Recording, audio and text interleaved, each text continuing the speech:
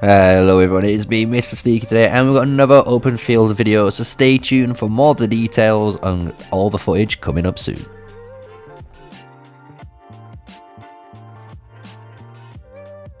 Hello, so yes, we're going over more Openfield footage today on the Darrowland Openfield gameplay. So if you've been keeping up with the channel, as you know, we've been able to progress all the way through, and we're in the Darrowland Pass, trying to push in through Darrowland to get their Forgotten Lands Pass. So that is what this little Openfield scenario is all about, them trying to defend us from pushing any more forward to allow us to get that push, because obviously we'll have so many cities in here to be able to obviously push them out that they won't be able to defend, right? So if you enjoy this Openfield commentary videos that I do, hit the like, comment and subscribe to the channel, guys. I always do daily videos for the Call of Dragons, you know, game. So if you do want to get better, this is a really good way of obviously knowing, right? So in the Openfield, as you can see right now, we've got two different big massive murder balls on screen.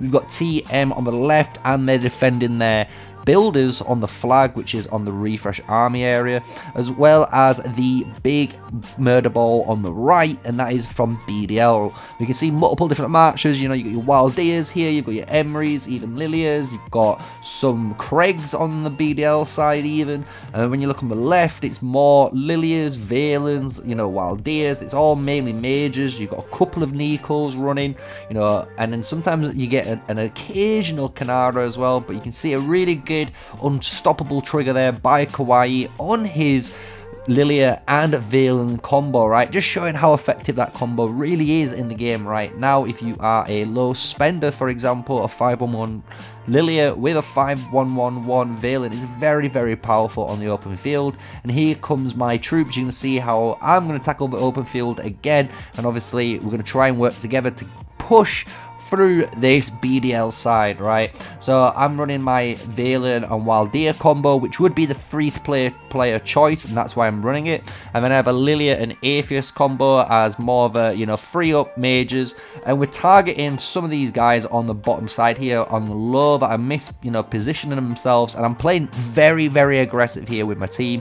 I know I have very healthy marchers, plus with my Valen, I am running the control tree here, guys, and using the Soul Siphon Keystone, which means any counterattacks that I get hit by, you know, I have I think it's about like a 20 or 10% chance to steal 40 rage from their meter, and I gain it. So I get a lot of rage very quickly, and I delay the opponents from, you know, casting their rage skills because of Soul Siphon. It's a very cool ability, and you'll see it trigger a lot during this fight with Valen. He does a lot of rage charging, even when he's not in combat, because he's getting targeted by normal attacks, and it's just going up and up and up.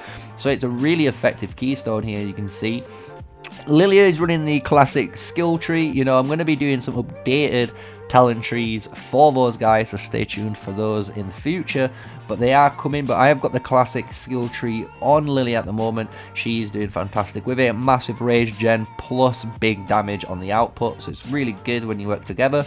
So here you can see I'm still trying to play super aggressive with my team, trying to play on this bottom side. I'm trying to get all these guys who are low health to focus me, allowing my team here, as you can see now, to slowly collapse on them. And when they get collapsed on, like Huzzy is here, I'm able to leave that battle and basically come back into it and kill him, right? And I'm not losing any troops when I'm leaving and coming back, just because of repositioning of my mages, right? I'm just moving out of that range just enough to come back in. So it's a really good way of using your marchers, right? If you're trying to be more of an aggressive player and you want to try and create space, that's a really good way of doing it, as you saw earlier. You know, just getting some guy to target you and then pulling away really quickly to get your team to target them, and if they're not paying attention, they're going to lose a load of troops, right?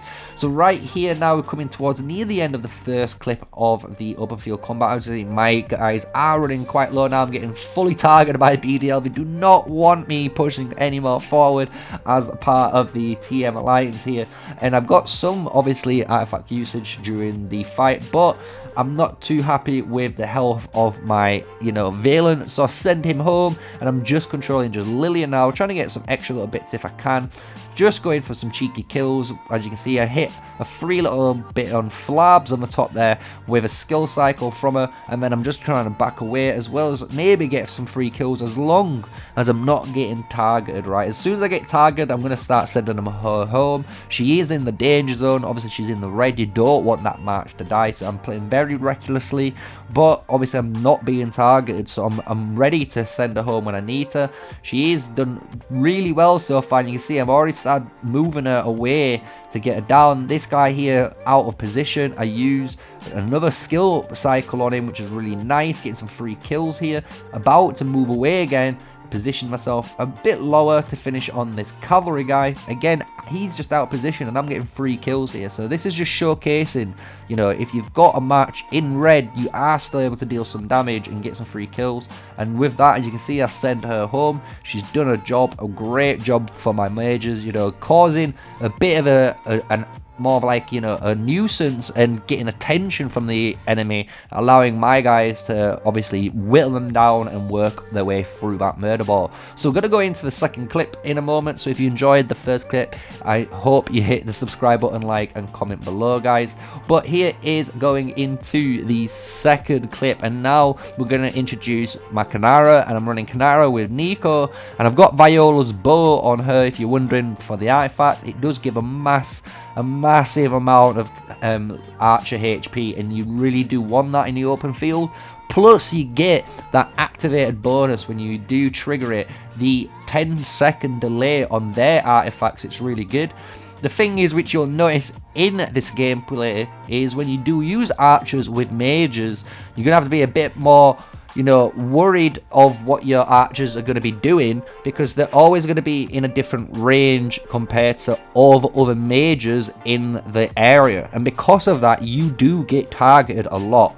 So you need to be able to reposition and move really fast. So movement speed is quite key on, you know, these marksmen, and that's why they do move a little bit faster than the mages. If you've never ever played archers for a long time, you'll notice they do move a little bit quicker than the mages, which is really good, and it allows you to go in aggressive positions and try and kill people, because you are excellent. And I mean, if you're an archer player and you're really good at playing archers, as you're going to see Ghost trying to go for some free kills at the top, you're able to get a load of single target DPS down, and that is absolutely devastating when you're in the open field currently in the game. Single target is just absolutely brutal when it comes to closing down kills. As you can see right here, Bad Dog trying to go in onto us here, charging up my skills onto him, and I was about to kill the Curie guy, but obviously he runs away, so I carry on hitting Bad Dog. About to finish him off, and there we go, free kill, nice and easy. Ghost with an unstoppable 10 trigger, nice and easy. Obviously you can see a nice big Phoenix Eye from King Midas there, hitting multiple legions on the TM side, so a good use of artifact skill from BDL there. So you can see both teams are really good at open field right now. It is a really good even fight, even though we are pushing them through. It's just down to, unfortunately, troop count, which is hopefully in the next season might be a different, you know, factor, right? So we're going to see as the game progresses how this, you know, server obviously evolves, right? So right here is still just my archer gameplay. I'm trying to just showcase when you do use archers. I've still got my Lilia and Valen, they're just behind the pass, and I'm just concentrating on the archer, right? Trying to get the maximum amount of deeps, the maximum amount of merits as possible out of this match. So it's always trying to position yourself so you can be a bit of ahead of everyone, so you can see, you know, what's going on. So on the top of the screen there's some guys moving. I'm ready to try and hit them from over here, which I'm about to do. As you can see, as soon as I go for that, they already start running away because they don't want us to use our range, right? That little rock and that position, and I've put myself in there, was a really good position to counter any of these guys trying to push through that little choke point, that little bit of an environment war has created, right?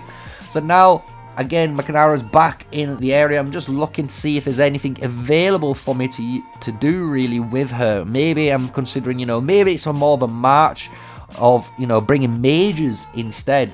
But I can see a load of marchers now coming into the big, you know, fight. This guy is just walking towards us, allowing us to get our rage charge. And then as you can see, I already start targeting now this next march, and it allows me to start hitting the rage, and keeps hitting the rage, and then I start targeting the next march, and then the rage continues, right? I don't leave combat. As long as you stay in combat, you're gonna be great. And if you can also, like, you know, attack an infantry unit like you saw, get that rage meter up to maybe like 3 dots, and then you target the Nico that's nearby.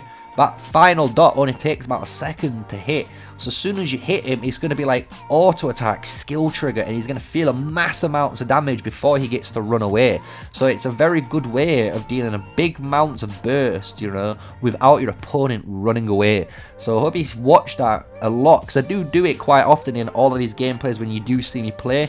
So if you pay attention to marches, you're going to see that. So now I've got all 3 on the battlefield, and now you're going to see what we're talking about. Strength in numbers is absolutely king.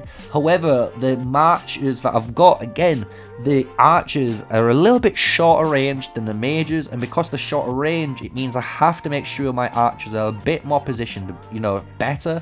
But I do lose track of these guys quite a lot, and I tend to, when I go to this phase, like you can see right here, I do lose track of them, and I kind of just sack it off. I go, okay, that march is dead. I kind of go, okay, it's dead.